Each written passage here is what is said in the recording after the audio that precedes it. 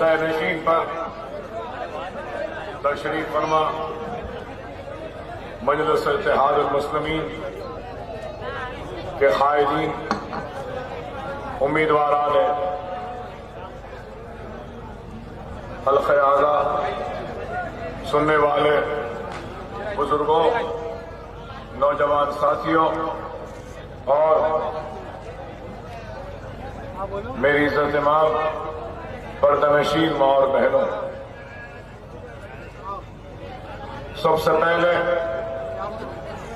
तो मैं आप तमाम का शुक्रिया अदा करता हूं कि एक मर्तबा नहीं,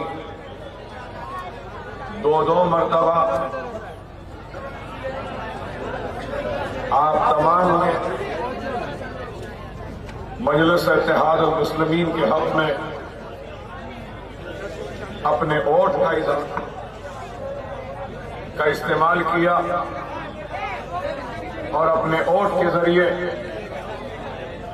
हम पर एतबार किया, एतमाद किया और हम पर भरोसा भी किया। अल्लाह की खैर जो भी मर्जी, हम असेंबली के जनरल इलेक्शंस में और फिर उसके बाद बाई इलेक्शन में कामयाब नहीं हो सके, लेकिन अल्हम्दुलिल्लाह हमने कोशिश की और हमारी कोशिश और हमारी आवाज पर आपने लब्बैक कहा। तो मैं यही कहूंगा कि एक वक्त होता है जमीन में बीज बोने का, और बीज बोने के बाद दूसरा वक्त वो होता है जब वो बीज बोने वाला उस फसल की हिफाजत करता है, फसल को तैयार करता है, और फिर एक वक्त वो आता है जब फसल तैयार हो जाती है तो फसल को काटने का वक्त होता है।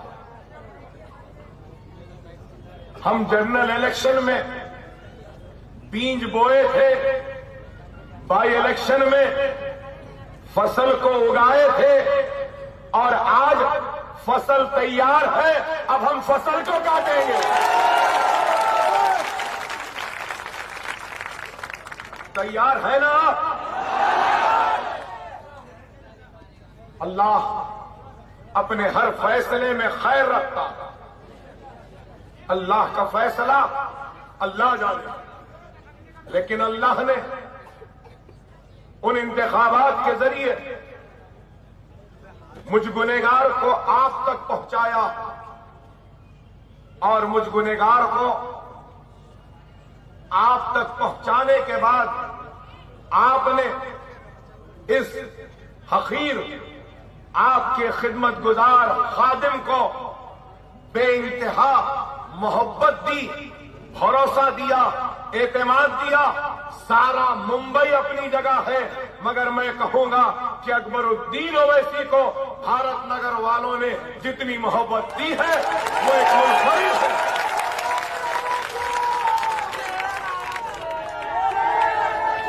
और अल्लाह से दुआ है कि अल्लाह मुझे मौका दे कि मैं इस मोहब्बत के निछावर जो आपने मुझ पे किया है, पलटकर अपनी तरफ से जो मुमकिन हो सका मैं भी कुछ आपके लिए कर सकूं। हालांकि आज मेरी तबीयत ठीक नहीं है, आवाज भी नहीं निकल रही है, बड़ी शिद्दत के साथ पेट में दर्द है, हलक में आवाज नहीं, तवानाई नहीं, कुव्वत नहीं, लेकिन फिर भी भारत नगर की आवाम की मोहब्बत है जो मुझे यहां तक खींच लाई है। और मेरे हलक में आवाज की ताकत आ रही है। हाज़रीन जलसा, आज वक्त का अहम तकाज़ा है, जरूरत है कि हम अपने सफों में इत्तेहाद को कायम करें। और बेशक आपने एक मर्तबा नहीं, दो मर्तबा साबित किया और बताया कि हमारे पास इत्तेहाद है और हम अपनी फिजाओं में इत्तेहाद को पैदा करेंगे। और जब मैं ये कहता हूं कि वक्त का तकाज़ा है कि हमको मुनज़्ज़म होना है, मुत्तहिद होना है, तो इसलिए कि आज न सिर्फ महाराष्ट्र बल्कि हम हिंदुस्तान के सूरत हाल पर नजर डालते हैं तो सबसे ज्यादा नाइंसाफी का शिकार, सबसे ज्यादा किसी की हक तलफी हुई, सबसे ज्यादा किसी पर जुल्म हुआ, सबसे ज्यादा किसी पर ज्यादती हुई, सबसे ज्यादा कोई गुर्बत का शिकार है, मुसीबत का शिकार है, परेशानी का शिकार है, तो वह हिंदुस्तान की सबसे बड़ी अक़लियत मुसलमान है। लेकिन उसके बावजूद भी परेशान हाल, मुसीबत ज़दा, तकलीफ ज़दा मुसलमान की अपनी आवाज नहीं है। आज हमको गौर और फिक्र करना है कि हमारे सफों में इंतशार की वजह से आज गैर कामयाब हो रहे हैं। आज हिंदुस्तान में भारतीय जनता पार्टी का इख्तिदार है और उनका वजीर आजम है जिसका नाम नरेंद्र मोदी है। और हम ये भी जानते हैं कि नरेंद्र मोदी को 31% 31% वोट मिले। सही है ना? ये तो मालूम कई लोगों को। इलेक्शन कमीशन ऑफ इंडिया के साइट पर जाइए और देखिए 2014 के इंतखाबात में कितने वोट भारतीय जनता पार्टी को मिले, कितने कांग्रेस को मिले, कितने शिवसेना को मिले, पूरे पॉलिटिकल पार्टीज को कितने वोट मिले वहां पर मौजूद है। अगर आप देखेंगे तो आपको पता चलेगा कि 31% को अगर वोटों में तब्दील करते हैं तो करीब 17 करोड़ वोट, पोल वोट में से जितने वोट गिरे थे उन वोटों में से करीब 17 करोड़ वोट भारतीय जनता पार्टी को मिले, जिसकी वजह से 280 उनके रुकने पार्लियामेंट आए और नरेंद्र मोदी वजीर आजम हिंदुस्तान बन गए। तो सवाल यह है कि आपकी आबादी, आपकी तादाद कितनी है? जरा जोर से बोले, मेरी आवाज आज कमजोर है तो कम से कम आपकी आवाज में तो वो ताकत होनी चाहिए।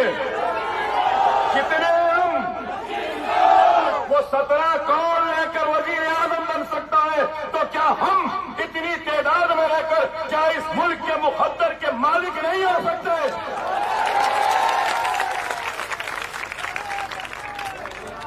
अरे गम, अफसोस तो इसी बात का है मुझे कि इतनी बड़ी तादाद है लेकिन बेआवाज है, इतनी बड़ी तादाद है लेकिन हक से महरूम है, इतनी बड़ी तादाद है लेकिन नाइंसाफी का शिकार है, इतनी बड़ी तादाद है लेकिन सरकारी मुलाजिमत में हम कम हैं, इतनी बड़ी तादाद है लेकिन तालीम में हम सबसे पीछे हैं, इतनी बड़ी तादाद है लेकिन हम रोजगार में सबसे पीछे हैं, इतनी बड़ी तादाद में है लेकिन हमारे एमपी कम है, हमारे एमएलए कम है, हमारे कॉरपोरेटर कम है।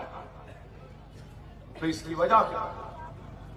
इसकी वजह यही है कि तादाद है लेकिन इत्तेहाद नहीं है। और अगर इत्तेहाद होगा तो ताकत होगी, मुंतशिर रहेंगे तो फिर कमजोरी का शिकार रहेंगे। हमारी सबसे बड़ी कमजोरी है तो क्या है? हर कोई अपने आप को सबसे काबिल, सबसे सही, सबसे अच्छा और अपने आप को कमांडर इन चीफ समझता।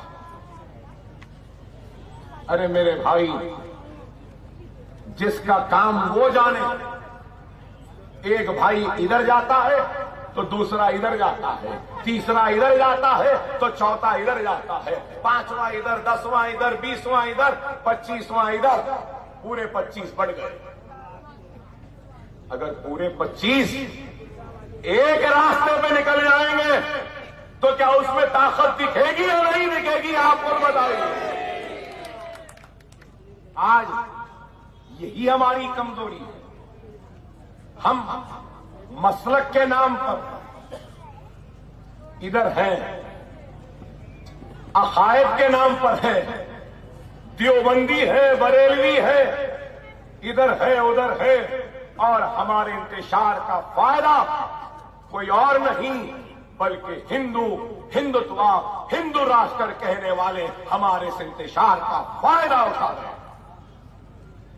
अगर हम मुनज़्ज़म हो जाएंगे, मुत्तहिद हो जाएंगे, एक जगह पर आएंगे, तो क्या हम इस मुल्क के मुक़द्दर के मालिक नहीं हो सकते?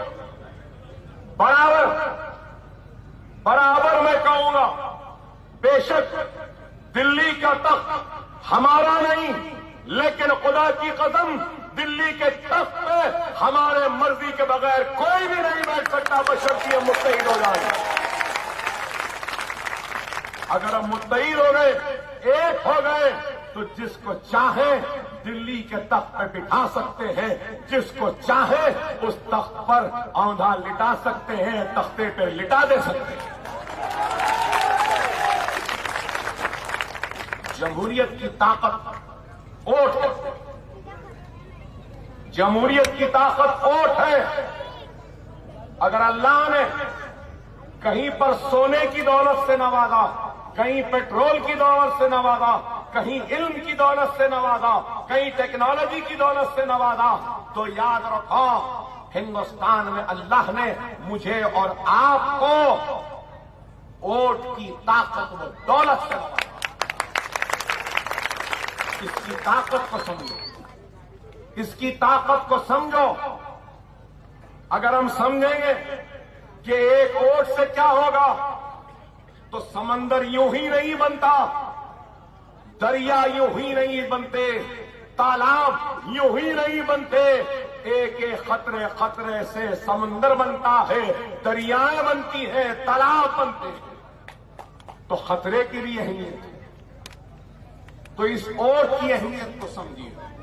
आज हम अपने वोट की अहमियत को नहीं समझते और हम समझते हैं ठीक है, दिए ना हम सब, मैं एक नहीं दिया तो क्या होगा। याद रखो, मैं याद दिलाना चाहूंगा, बुजुर्गों को याद होगा, यहां बैठे मौलवी साहब को याद होगा, वाजपेयी की हुकूमत 13 दिन की गिरी थी तो सिर्फ एक वोट से गिरी थी या नहीं? एक वोट से वाजपेयी की हुकूमत गिरी थी। तो एक वोट की भी अहमियत है। समझो आप, आज हम आपके सामने अगर इत्तेहाद का पैगाम लेकर आए हैं, तो दूसरी तरफ हमारे सियासत का मकसद है, तो वो क्या है? इत्तेहाद और हमारी कौम और मिल्लत में तालीम और इल्म की रोशनी को पैदा करना।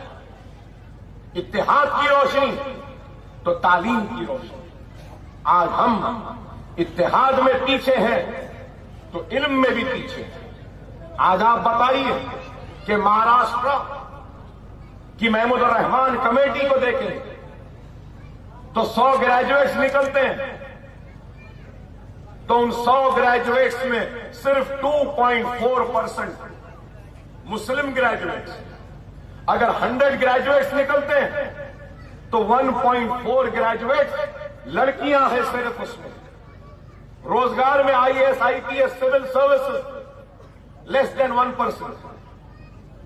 सरकारी मुलाजमत में 4% से भी कम हमारा तनासुब है।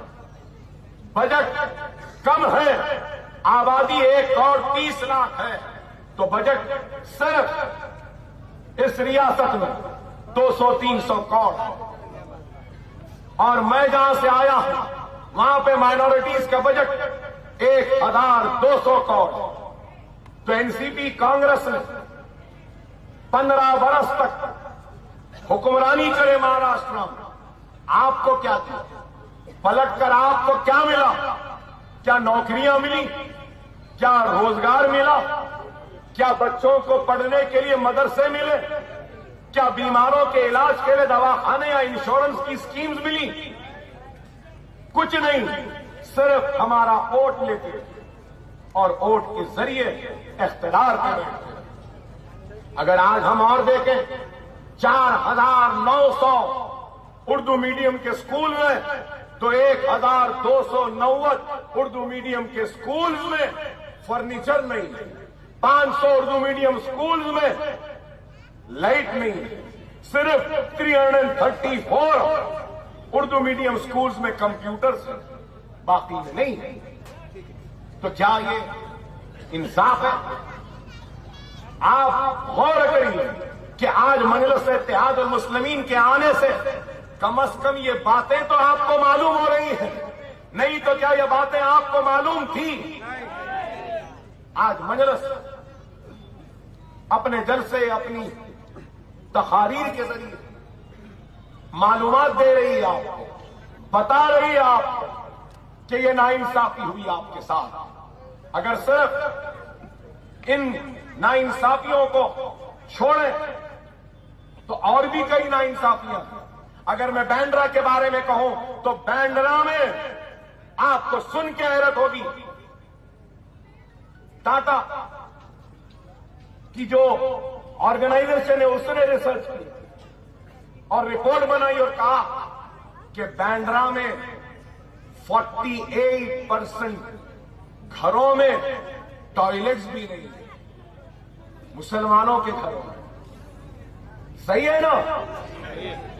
राशन कार्ड नहीं है, कर्ज नहीं मिलता बैंक से। क्या कर्ज मिला आपको? यहां से दूर, यहां बस चल लेते चले जाएं तो बांद्रा कुर्ला कॉम्प्लेक्स है, बुलंद इमारतें हैं, खूबसूरत बिल्डिंगें हैं, बड़े बड़ी इमारतें हैं, लेकिन हमारा हाल देखो कि हमारे पास टॉयलेट नहीं है, नहाने के लिए हमाम नहीं है। 38% लोग बांद्रा में बाहर रोडों पर नहाते हैं और उसमें ज्यादा तादाद मुसलमानों की। कुर्ला में भी ये हाल, बांद्रा में ये हाल, गोवंडी में ये हाल। तो आखिर ये नाइंसाफी और ये इम्तियाज हमारे साथ क्यों है? यही सवाल लेकर हम आए हैं और यही नाइंसाफी को इंसाफ में बदलने के लिए हम आए हैं। कोई प्रेस वाले कोई ये न समझे कि अकबरुद्दीन ओवैसी मजहब के नाम पर सियासत कर रहा है या मजहब के नाम पर वोट हासिल करने के लिए आया है। नहीं, मैं मजहब की सियासत नहीं करता, मजहब के नाम पे वोट मांगने नहीं आया हूं। मेरा शिकवा, मेरी शिकायत, मेरा गुस्सा, मेरी आवाज इस बात पर है कि मजहब के नाम पर तुमने नाइंसाफी की 70 बरस से 70 बरस से नाइंसाफी सिर्फ इस वजह से हुई कि मैं मुसलमान। 70 बरस से मुझे अपने हक से महरूम रखा क्योंकि मैं मुसलमान हूं। 70 बरस से मेरे बच्चों को पढ़ने का इंतजाम नहीं करवाया क्योंकि मैं मुसलमान हूं। यही तो शिकायत है, यही तो शिकवा है, यही तो नाराज। और आज हम उस शिकवे को, उस शिकायत को दूर करने आए हैं। अगर आज हम ये बात कहते हैं कि हमको इन सब चीजों से महरूम रखा गया, तो उसके साथ साथ भी इनका दिल नहीं भरा, इनका दिल नहीं भरा, इनके दिल को ठंडक नहीं पहुंची।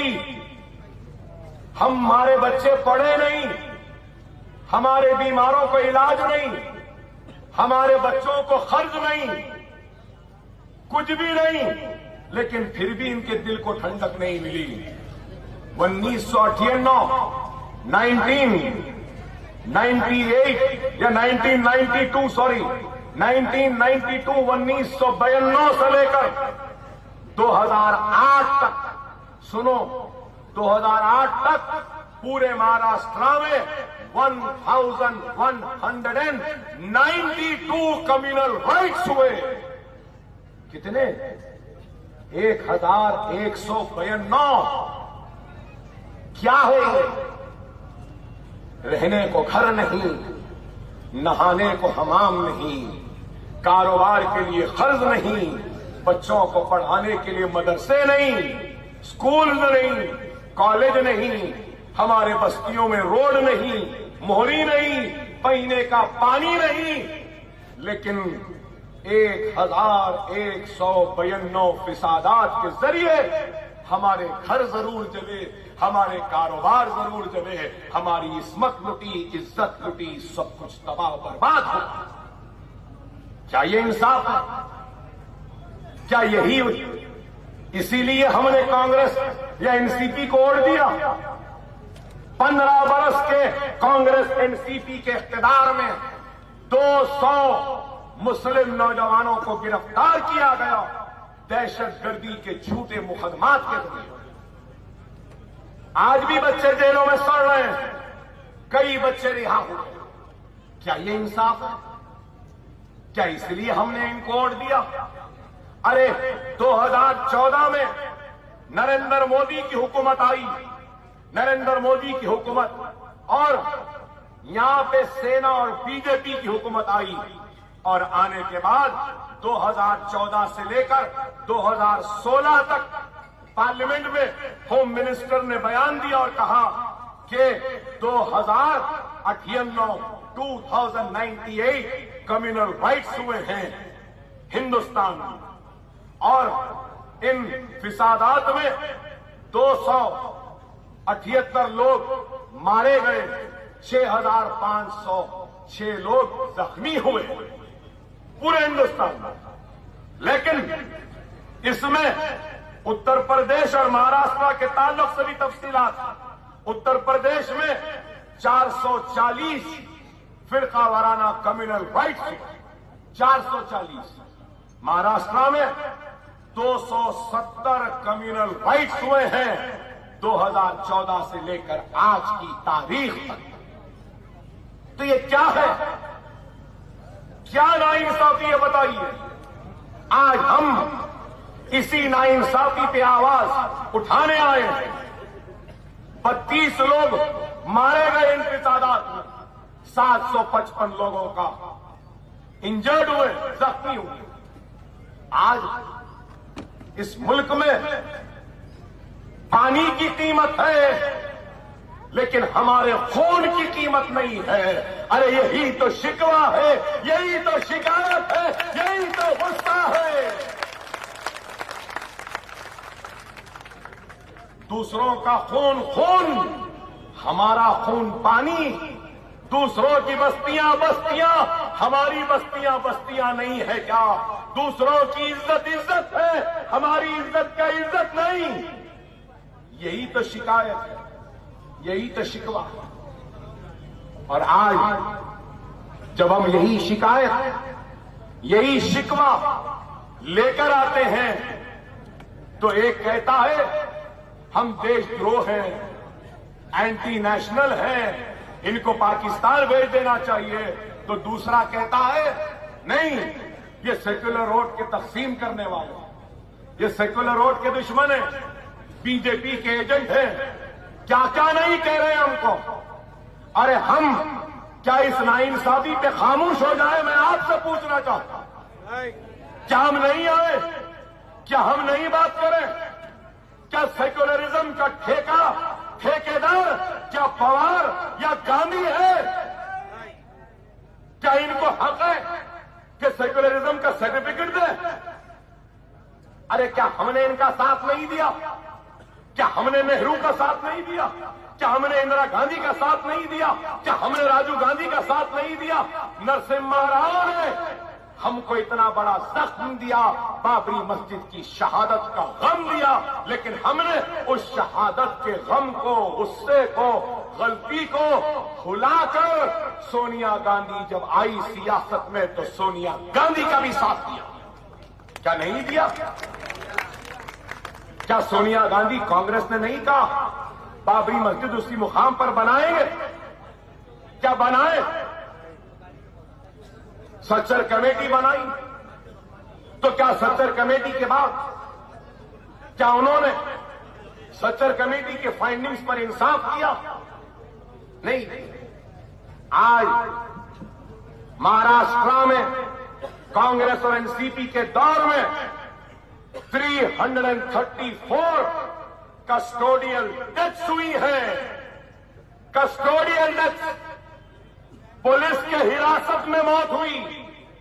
हाईकोर्ट ने कहा कि क्या बात है कि सिर्फ एक मखसूस मजहब के मानने वाले ही कस्टोडी में पुलिस के मौत का शिकार हो रहे। मेरे अल्फाज नहीं, हाईकोर्ट।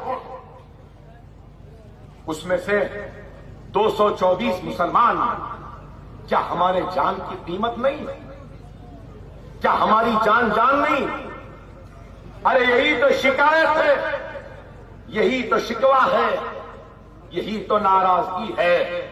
और फिर लोग पूछते हैं कि अकबर साहब आपकी तकरीर में इतना गुस्सा क्यों? तो क्या करो? हंसो? तुम जुल्म पे जुल्म करेंगे, तकलीफ पे तकलीफ देंगे, ज़र्ब पे ज़र्ब लगाएंगे, मारते रहेंगे, जलाते रहेंगे, काटते रहेंगे, और मैं आह भी न करूं। हम आह भी करते हैं तो हो जाते हैं बदनाम, और वो कत्ल भी करते हैं तो चर्चा नहीं होता। यही है ना?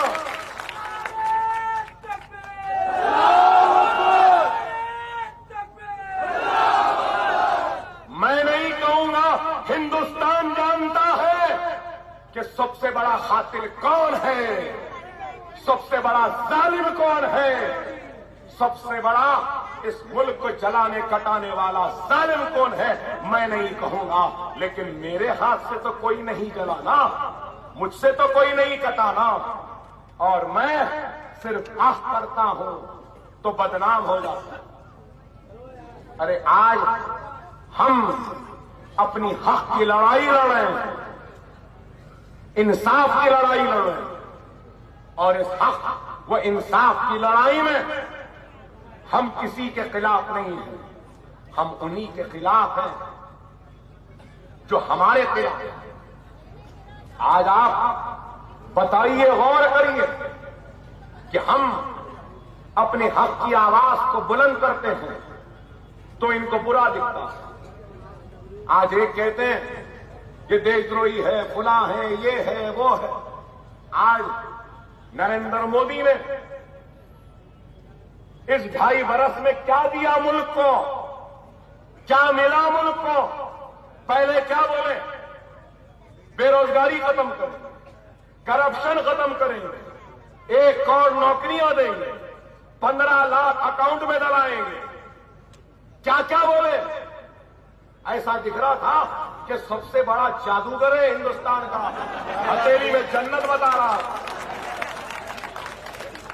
मोदी आ गया, सबका विकास। किसका विकास हुआ? पूरे मुल्क का विनाश हो रहा है। जीडीपी का विनाश, तरक्की का विनाश, किसानों का विनाश, इंडस्ट्री का विनाश, छोटे कारोबार वालों का विनाश, सबका विनाश। विकास किसका हुआ? किसी का नहीं। गुजरात के वो पुलिस ऑफिसर्स का विकास हुआ जो गुजरात के फिसादात में मुलजिम पाए गए, जो जेलों में थे। नरेंद्र अमीन और वंजारा जैसे पुलिस ऑफिसरों का विकास हुआ। और नरेंद्र अमीन और वंजारा जेल से छूट कर आके बोले कि हाँ, अब दिख रहा है कि अच्छे दिन आए। ये है 30 पुलिस ऑफिसर्स गुजरात की जेलों में थे। नरेंद्र मोदी आए, जेल से छूट गए, डीजीपी का रैंक भी मिला, इंटेलिजेंस का रैंक मिला, बड़े बड़े ओहदे मिले। जितने दिन जेल में थे वो तनख्वाह भी मिली और ओहदे पर भी आ गए। वाह वाह।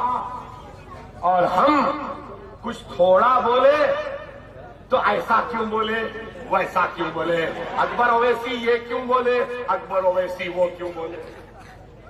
अरे आप बताइए कि आज हम इन सवालात को पूछते हैं तो इनको बुरा दिखता है।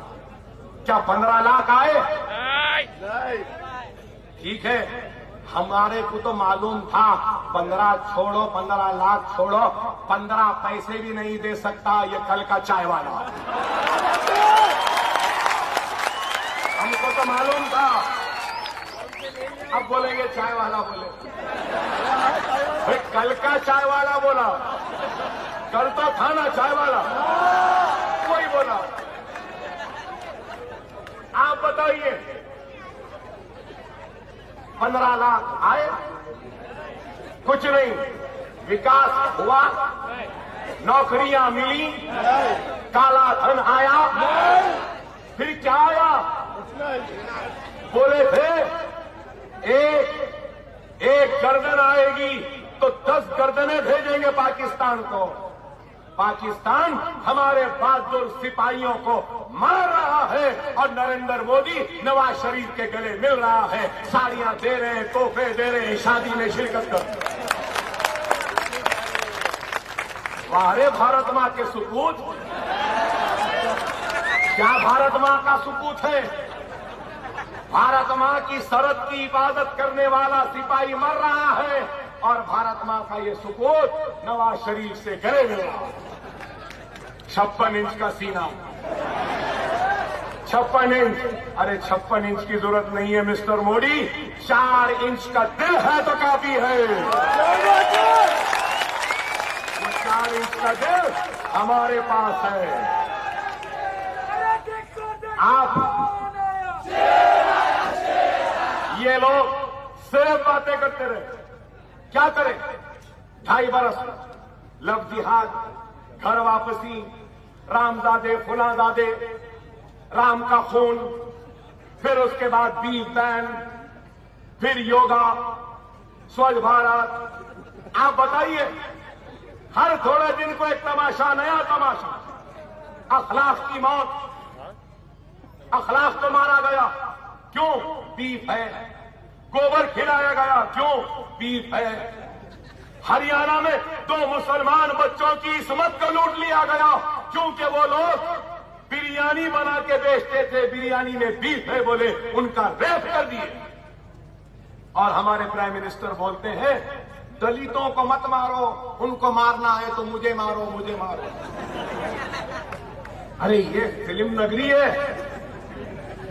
बड़े बड़े अदाकारों को देखें यहां, पृथ्वीराज कपूर, राज कपूर, यूसुफ खान, दिलीप कुमार, अमिताभ बच्चन, शाहरुख खान, मगर मैं बोलूंगा ये सारे के सारे एक्टर्स शर्मा जाना नरेंद्र मोदी की एक्टिंग के साथ। क्या एक्टर है, क्या खूब एक्टिंग करता है। ओहो,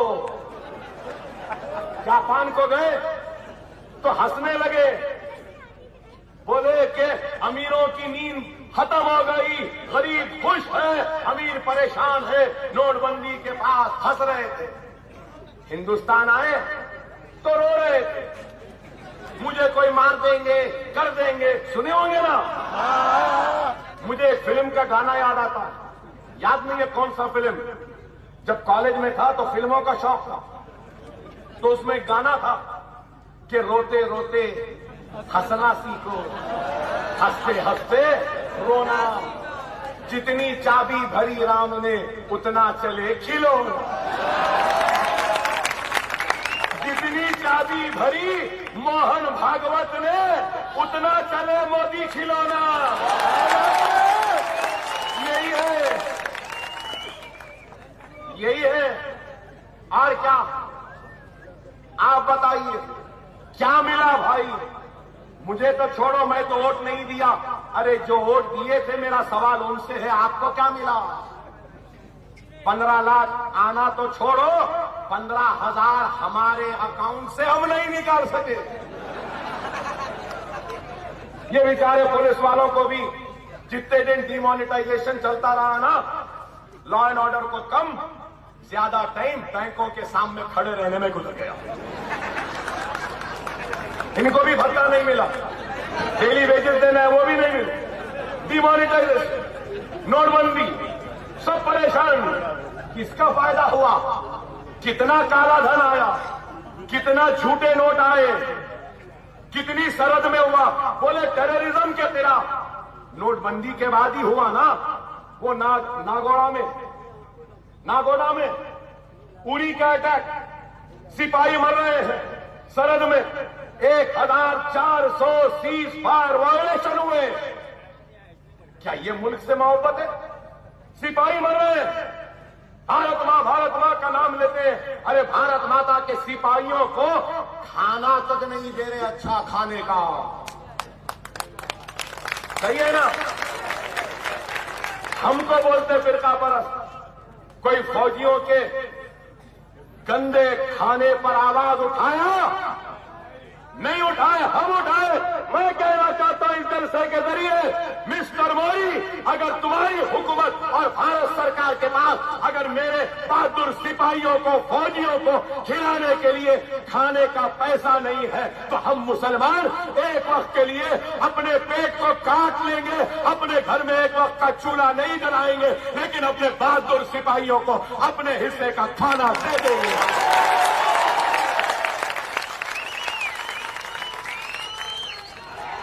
देंगे ना? दे देंगे ना? सुन ले मोदी, ये है मुल्क से मोहब्बत, ये है मुल्क से वफादारी, ये है मुल्क पे मरना मिटना। ये क्या सिर्फ क्या इख्तियार पे आए, शरीयत को खत्म कर दो, ट्रिपल तलाक खत्म करो, औरत पे जुल्म हो रहा है, मुस्लिम औरत। हमारे हैदराबाद में एक बात कहते हैं, क्या कहते हैं मालूम? उर्दू में, दखनी उर्दू, उसमें मुहावरा, जैसा इंग्लिश में कोट्स और कोटेशंस कहते हैं, तो उर्दू में कहते हैं क्या मालूम आप? मां से ज्यादा चाही पापा कुटनी कहलाएगी। हमारे बच्चियों से हमसे ज्यादा मोदी चाहेंगे, बीजेपी चाहेंगे, अमित शाह चाहेंगे। अरे हमारा मामला है, हम हमारे उलमाओं के साथ बैठेंगे और जो भी सही रहा शरीयत के दायरे में रहकर जो भी करना है हम करेंगे, तुम नहीं कर सकते। सही है?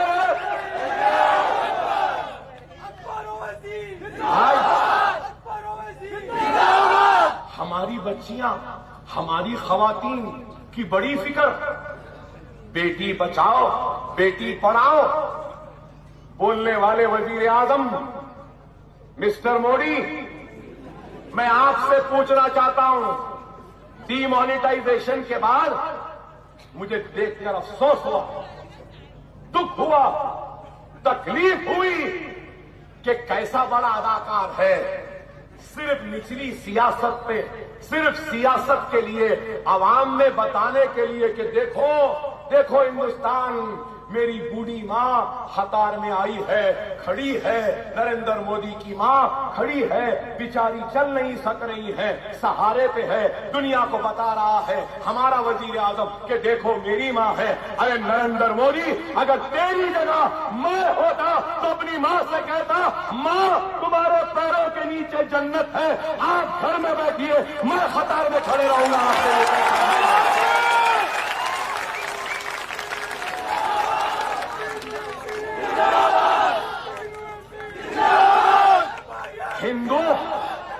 हिंदुत्व, हिंदू राष्ट्र का चैंपियन अगर सच्चा हिंदू होता तो खुदा की कसम श्रवण कुमार की तरह अपने बूढ़े मां बाप को खांधे पर बिठाकर बैंक को ले जाता हूं।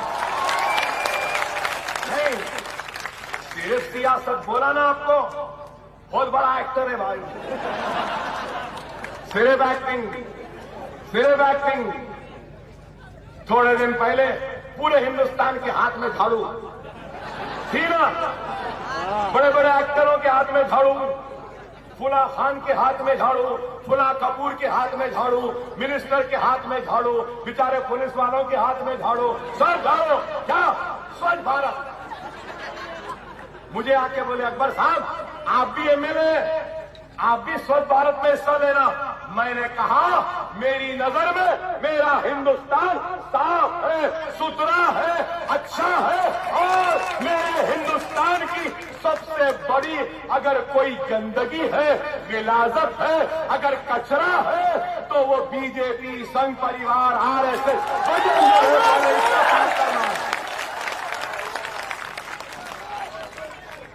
ये कचरा साफ हो गया तो खुद ब खुद हिंदुस्तान पाक हो, साफ सुथरा हो, स्वच्छ हो। सही है या गलत? सिर्फ नफरत। मोहन भागवत बोल रहे हैं, 2 दिन पहले मैंने अखबार में देखा, क्या बोल रहे हैं? हिंदुस्तान में पैदा होने वाला हर इंसान हिंदू है, बोले ना 2 दिन पहले। मुसलमान इबादत से मुस्लिम है, आदत से हिंदू है। अरे मोहन भागवत आरएसएस के सरबराह, चड्डी की आदत छोड़ने के वास्ते 95 ईयर्स लग गए, अब पैंट पहनने लगे, हमको बोल रहे हैं। सही नहीं है? मिस्टर मोदी भी चड्डी में दिखते थे, अब तो पैंट आया। हमारी आदत, अरे बाबा हम बोलने लगे ना तो इतना बोल सकते हैं, इतना बोलेंगे कि परेशान हो जाना। कह रहे हैं कि मनमोहन सिंह साहब कौन सा रेनकोट पहने हुए थे। अरे मिस्टर मोदी, मैं आपसे पूछना चाहता हूं, आप कौन सा कोट पहने हुए थे? गुजरात चल रहा था, खून की होली थी, और तुम्हारे जिस्म पे एक भी खून का थप्पा नहीं आया, और कोई हाथ तुम्हारे जिस्म को नहीं छुई। वो तुम क्या पहने हुए थे, जरा मुझे भी बताओ। बड़े बड़े बातें, सिर्फ बातें। आज बोलते हैं कि मैं तो फकीर हूं, छोला लिया चला जाऊंगा। ओहो, क्या फकीर है? अल्लाह हर फकीर का नसीब इस फकीर जैसा कर दे। 15 लाख का सूट पहन रहा है, फकीर है। दिन में 8-8 मरतबा ड्रेस बदलता है, फकीर है। वाह, बड़ा अच्छा फकीर है। मैं किताब में पढ़ा था, मालूम आपको, जिसमें लिखा था कि एक बादशाह था और वो बादशाह किसी वजह से फकीर हो गया, और एक फकीर था जो किसी वजह से बादशाह हो गया, किसी वजह से बादशाह हो गया। तो 2 लोग इधर के उधर, उधर के इधर हो गए। तो फकीर बादशाह हो गया, लेकिन उस फकीर बादशाह के फैसलों में फकीरी नजर आती। क्या नजर आती थी? फकीरी।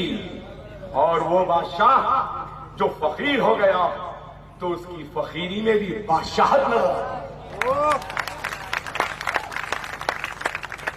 तो वो बादशाह जो फकीर हो गया है, लेकिन इसकी फकीरी में भी बादशाहत नजर आ रही है। और वो चाय वाला जो बादशाह हो गया, उसके बादशाहत में भी फकीरी नजर आ रही है। यही है। आज आप खुद बताइए, कहते हैं कि मैं फकीर हूं, चला जाऊंगा। अरे जभी भी जाने वाले हैं बोल दो, जाते जाते कुछ देना है मुझे भी मोदी, बता दो। 2019 में तो जा रहे हैं ना, वो झोला लेके जाते वक्त याद रख लो, वो चाय की केतली, वो चाय का चुल्ला, वो चाय की पत्ती लेके जाओ वो भी। और आज बीजेपी सेना लड़ लिए, अलग हो गए।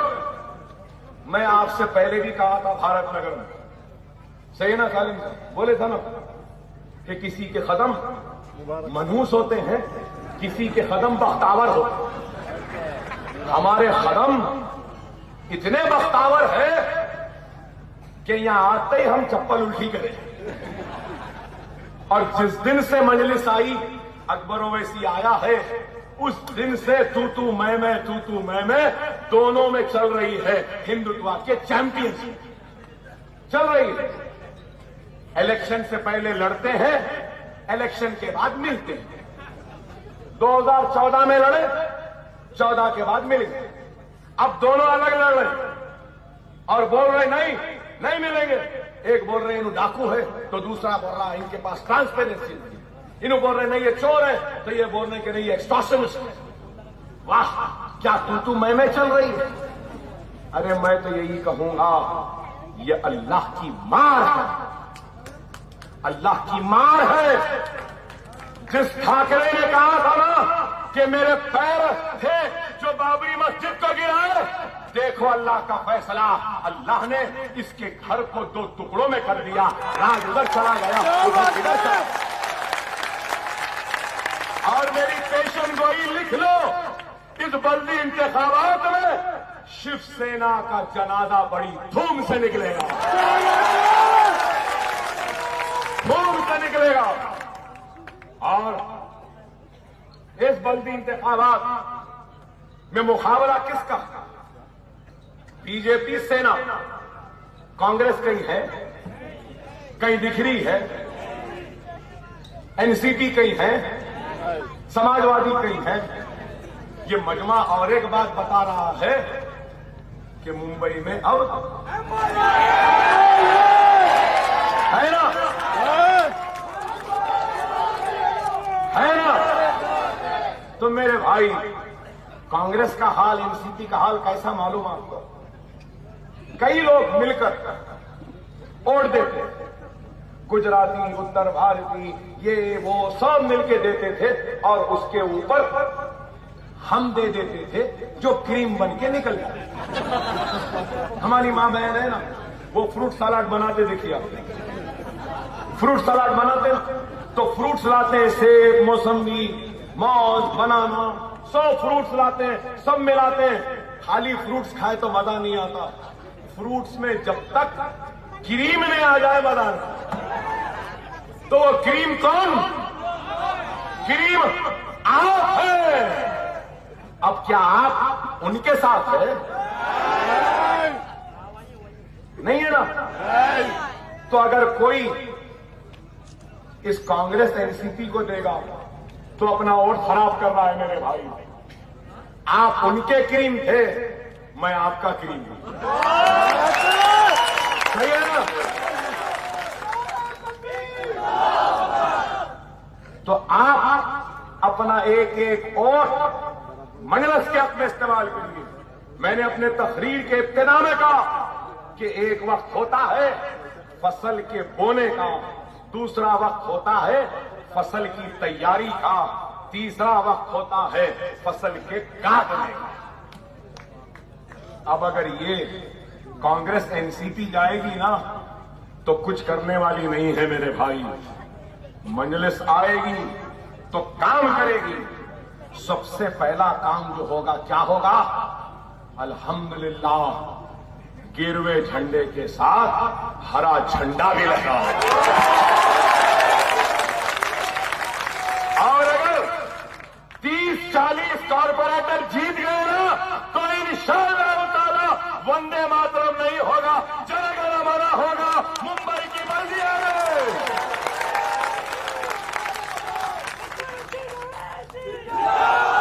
हम ये करेंगे, हम ये काम करेंगे, हम अपने बस्तियों में तरक्कियाती काम करेंगे। 2000 करोड़ का बजट लाएंगे स्लम डेवलपमेंट के लिए। बिल्डरों को घुटने पे टिका देंगे, गरीबों के हक को हासिल करेंगे। हम ओल्ड मुंबई डेवलपमेंट अथॉरिटी बनाएंगे, गोवंडी से कचरा उठाएंगे और हर जोन मुंबई का जो है ड्रग रिहैबिलिटेशन सेंटर बनाएंगे।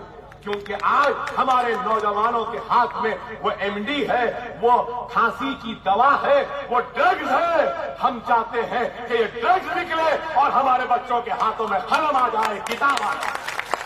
हम ये करेंगे और हाथी जायदादों की इबादत करेंगे। लड़कियों के लिए मदरसे व कॉलेज का इंतजाम करेंगे, क्योंकि लड़कियों को पढ़ना चाहिए। एक लड़की पढ़ेगी तो पूरा खानदान तालीम याफ्ता निकलेगा, इसलिए लड़की का पढ़ना जरूरी है।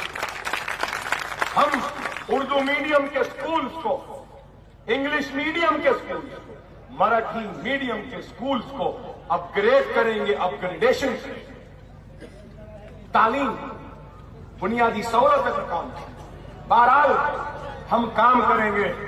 मेरे भाई, आज मैं इतनी दूर आया हूं, ये पसीना बह रहा है तो इसको पसीना ना समझो। ये मेरा पसीना नहीं, मेरी कौम, मेरे मिल्लत के अश्क है इसमें, उनका दर्द है इसमें, उनकी तकलीफ है इसमें। और मैं इस दर्द का हिसाब मांगने आया हूं, इस तकलीफ का हिसाब मांगने आया हूं, आपको आपका हक दिलाने आया हूं। इंसाफ की जमहूरी वो दस्तूरी लड़ाई लड़ने आया हूं और जमहूरियत को मजबूत करने आया हूं। आप भी मेरा साथ दो। फर्ज वाहिद, तन्हा मैं कुछ नहीं। जब तक आपका इत्तेहाद, आपकी दुआ, आपकी ताकत मेरे साथ नहीं तो मैं कुछ भी नहीं मेरे भाई। आप आगे बढ़ो, मैं तुम लोगों के साथ हूं। मैं तो आगे बढ़ चुका हूं, बहुत आगे बढ़ चुका हूं, बहुत आगे निकल चुका हूं। मेरे तो बहुत दुश्मन हो चुके हैं, लेकिन मैं किसी से डरने वाला नहीं हूं। अरे सूली पे लटकने तैयार हो, लेकिन इजहार हक से मुंह मोड़ने तैयार नहीं हूं। आप साथ में मुत्तहिद रहिए तो हम अपने हक को हासिल कर सकते, अपनी नाइंसाफी पे आवाज उठा सकते। वक्त का तकाज़ा है कि हमारी आवाज होनी चाहिए, होगी ना। मैं तो आपका खरजदार हूं। दो मर्तबा आपने एहसान किया, इस एक और मर्तबा मुझ पर एहसान कर दो। मेरे लिए नहीं, अपने वक़ार के लिए, अपनी शान के लिए, अपनी शौकत के लिए, अपनी अजमत के लिए।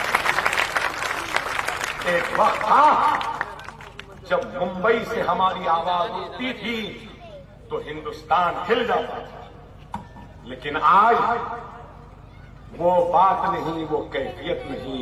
लेकिन इंशाअल्लाह ताला मुझे अल्लाह की जात पर यकीन है, 21 के बाद मुंबई उठेगा तो हिंदुस्तान हिलेगा और हरा झंडा लहराएगा। हैरत में आ जाएंगे कि कैसा ये हरे झंडे वाले निकल गए। इंशाअल्लाह ताला खैर और जलसे हैं, बहुत सी बातें हैं, इंशाअल्लाह होती रहेंगी। मगर आपसे कहूंगा कि शिकायत तो है, शिकवा तो है, नाराजगी तो है, गुस्सा तो भी है, लेकिन फिर भी इस लब पे अपने मुल्क की मोहब्बत है और अपने हिंदुस्तान के लिए जिंदाबाद है। जोरदार नारा लगाना, जोरदार लगाना। मातृश्री जरा करीब है, जरा हिलके गिर जाना।